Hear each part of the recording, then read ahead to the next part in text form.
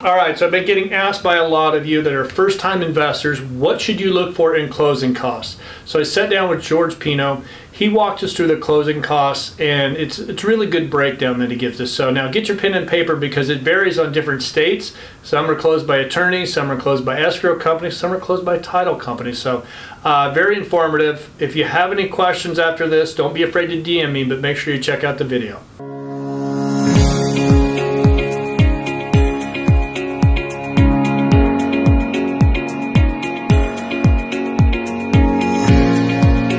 I keep getting asked about closing costs. You think you can break it down for us? Absolutely. The most common questions I get from closing costs are what can I expect? And, it really varies between the seller and the buyer side. And, so I'm going to talk about the buyer side because that typically has a lot more costs associated to it. And then we can talk a little bit on the seller side. I want to touch on the different states too, the way it's done differently. Absolutely, yeah, because each one's done a little bit different. And all of the costs that may not be on every deal. Okay, so, typically speaking, you had the sales price, but the reason why you want them on the deal and you want them on your closing statement is that it's going to give you a better indication of your total cost of the property. Right. So, meaning you might be buying a property for $5 million, but you could have closing costs of $60,000 that should be, your accountant should know, but they should all be on one statement. Okay. So, typical charges. You have your title charges, which may also include things like a recording charge and escrow fees.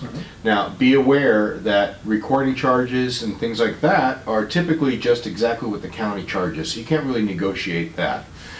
Sometimes you can negotiate the title charges or escrow fee, but usually up front they tell you what they're going to be, so you can have an estimate, and it's usually based upon the sales price, so it's going to adjust. A lot of times if you use title and escrow together, you can actually get some savings on the escrow fee. I got a question for you here now. Is each title company, is there a big fluctuation in price? Great question actually, and it varies, and it really varies between the marketplace and the type of asset class. Right. And so certain types of properties will have a little bit lower pricing on the title, on the valuations depending on each submarket itself.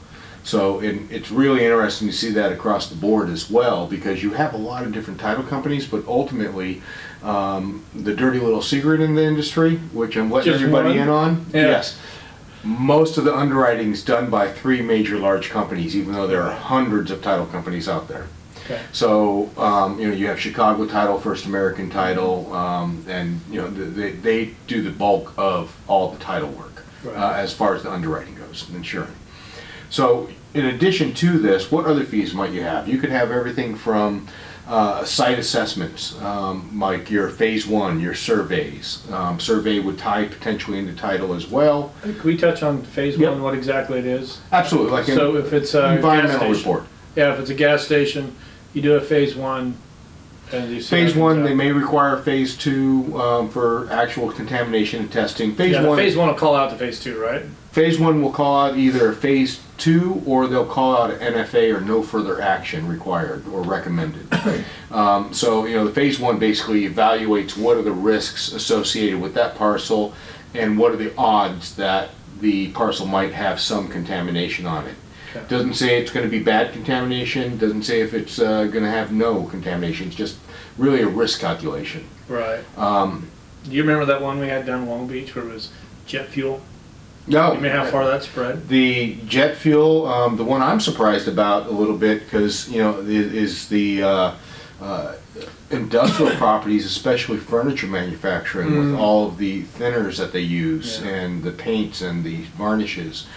Surprisingly, those are some heavy contamination type sites. So just because it may not have gas or it may not have a dry cleaner, doesn't mean it might.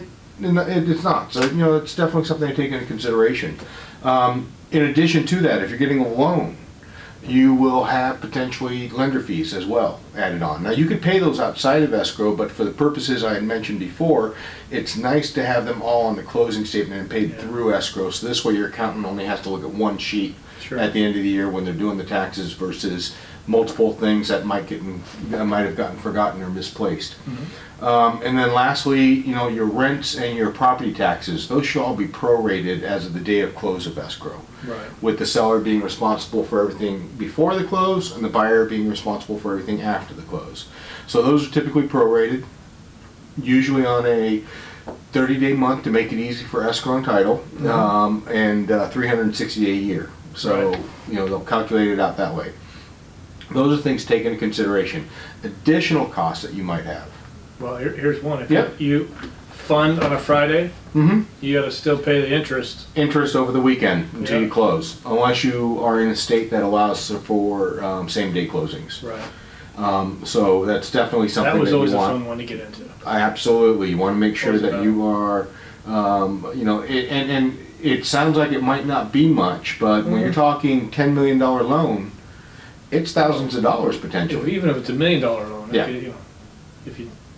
it adds up pretty quick.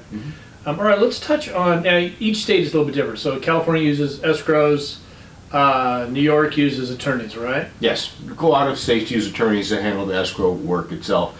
Some states also just use title companies that do the escrow work. Without escrow company. Without an escrow company. Right. So yeah, so each state's a little different, so you really want to know what's involved.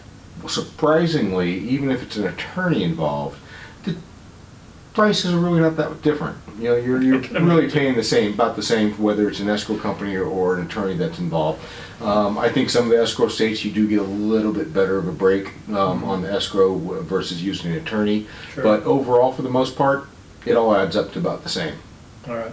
Do you know about how many states actually use an escrow company? I don't know if that's broken down. You know what? I don't know. I've never seen it Off the top of my head, I don't know.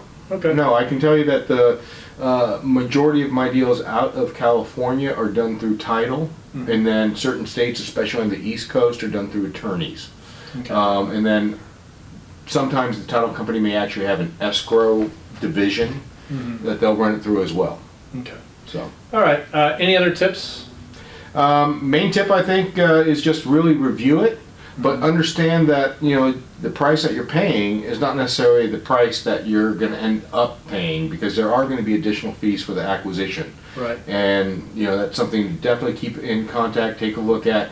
A lot of the items may not be able to be negotiated on price down, because Right. a lot of them are third-party reports and things like that.